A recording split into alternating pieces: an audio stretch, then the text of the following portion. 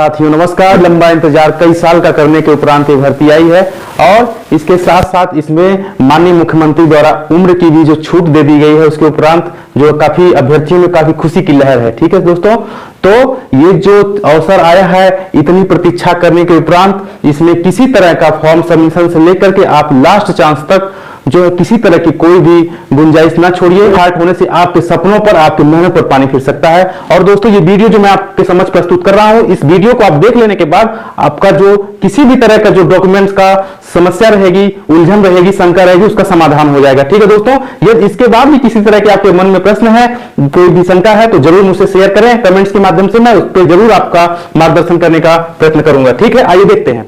जैसा कि आप हेडिंग में देख रहे हैं, सामान्य, जनरल, ईडब्ल्यूएस, पिछड़ा वर्ग, अनुसूचित जनजाति। ठीक है, जाति और जनजाति। इसमें आप देखेंगे सामान्य वर्ग के लिए क्या डॉक्यूमेंट है। मेनली ये 10वीं 12वीं का अंक पत्र, मार्कशीट चाहिए, ठीक, और आधार कार्ड या पैन कार्ड दोनों में से कोई एक चाहिए।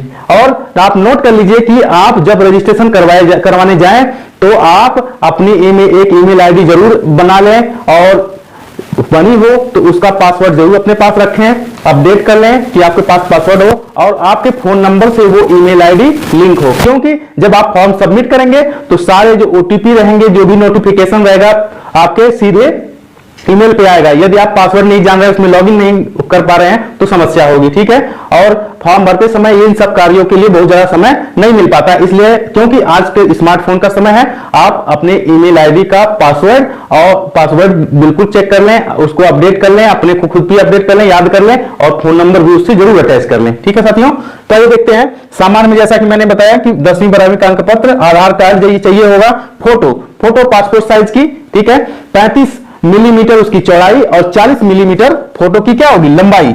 यानी बात करें तो जो लंबाई होगी फोटो की वो 45 मिलीमीटर की होगी और जो चौड़ाई होगी 35 मिलीमीटर की होगी। इंच में बात करें तो 1.4 इंच चौड़ी होगी और 1.75 इंच लंबी फोटो होगी, जिसे पासपोर्ट साइज फोटो कहते हैं। और आप फोटो कम से कम 20 से 25 फोटो जरूर बनवा लें, क्योंकि ये जो फोटो रहेगी आपके फॉर्म सबमिट करने के बाद आपका जब फिजिकल होगा, मेडिकल होगा, दौड़ होगी, डॉक्यूमेंट वेरिफिकेशन होगा, आपके हर जगह काम में आएगी। एक बार आप अच्छे से बनवा करके इसको बिल्कुल लिफाफे में रख लीजिए। ठीक है, और ये फोटो का जो प्रारूप है इसमें ये बिल्कुल निश्चित कर लीजिए, ये विज्ञप्ति में यह स्पष्ट रूप से कहा गया है कि जो 70% जो हिस्सा रहेगा फोटो का वो आपका चेहरा 70% हिस्से में आना चाहिए। आप कोशिश करें कि चश्मा लगाकर फोटो ना खिंचवाएं। अगर चश्मा लगा रहे हैं तो रंगीन लगा करके फोटो खींचना मजबूरी है, तो आप रंगीन चश्मा कदाप ना लगाएं, मफलर, टोपी, टाई ना लगाएं। ठीक है, यानी ये 70% चेहरे का मतलब यह है कि आप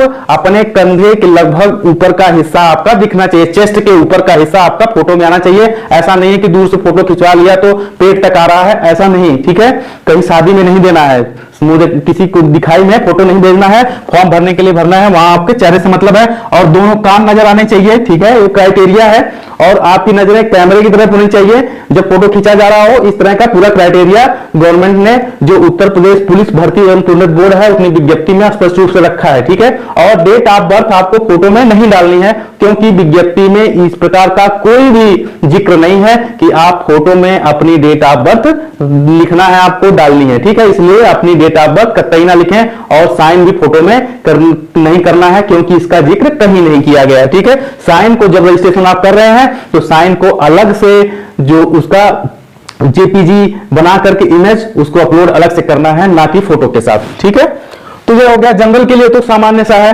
अब ईडब्ल्यूएस की बात करें तो 10वीं 12वीं का अंक पत्र, मार्कशीट होना चाहिए, आधार कार्ड होना चाहिए और मूल निवास प्रमाण पत्र। ये आधार कार्ड की बात इसलिए क्योंकि जब आप रजिस्ट्रेशन कर रहे हैं तो उसके शुरुआत में ही आधार कार्ड का उपयोग होगा। ठीक है, मूल निवास प्रमाण पत्र कि आप यूपी के हैं, और आय प्रमाण पत्र भी चाहिए होगा ईडब्ल्यूएस के लिए आय प्रमाण पत्र। इसमें प्रारूप 4, जो ये लाल कलर से लिखा है, ये प्रारूप की बात लिखी गई है। प्रारूप 4 के अंतर्गत जो स्क्रीन पे मैं आपको दिखा दे रहा हूं, देख लीजिए। प्रारूप 4 के अंतर्गत आपको स्व घोषणा पत्र भरना होगा कि हाँ, हमारी आय 8 लाख रुपए से कम है, और प्रारूप 4 का तहसील स्तर से बनेगा। ठीक है, जिलाधिकारी के स्तर से बनेगा। और आप ध्यान रखिए कि जो आपको आय, जात और निवास, ठीक है, तीनों आप जो बनवा रहे हैं वो नया बनवा लीजिए, आप पुराने के भरोसे ना रहिए। जैसा कि डेट लाइन लिखी गई है कि आपका वो 1 अप्रैल 2023 से पुराना नहीं होना चाहिए। तो आपका कोई भी मतलब वो एक के पेपर के लिए, एक प्रमाण पत्र के लिए कहें, आप सब नया बनवा लीजिए, किसी तरह का कोई शंका ही ना रखिए, ठीक है साथियों। और आप जब बनवा ले रहे हैं तो उसकी कॉपी, दो कॉपी आप फॉर्म सबमिट करने के उपरांत, जो फॉर्म सबमिट करने के उपरांत जो फॉर्म प्रमाण पत्र हैं, आप उनकी दो कॉपी, दो प्रतियां आप एक जगह बढ़िया से रख लीजिए, जो सेफ होता है कागजों को रखने के लिए, ठीक है। आगे देखते हैं। देखिए फिर से ईडब्ल्यूएस में प्रारूप 4 में आपको भरना है स्वघोषणा पत्र। प्रारूप 4 का क्या के अनुसार जो तहसील से आपका ईडब्ल्यूएस प्रमाण पत्र बनेगा। फोटो तो चाहिए ही होगा, ठीक है, आप फोटो 20-25 जरूर बनवा के रख लीजिए। तो अब बात करते हैं ओबीसी पिछड़ा वर्ग के बारे में। 10वीं 12वीं की मार्कशीट चाहिए होगी, आधार पैन चाहिए होगा, मूल निवास प्रमाण पत्र की आप उत्तर प्रदेश के मूल निवासी हैं, ठीक है। और जाति प्रमाण पत्र का देखिए प्रारूप आपको 2 में है, आप स्क्रीन पे दिखाया जा रहा है। जाति प्रमाण पत्र बनवाना है और आपको फोटो तो चाहिए ही होगी। अब बात करते हैं अनुसूचित जाति एवं जनजाति का।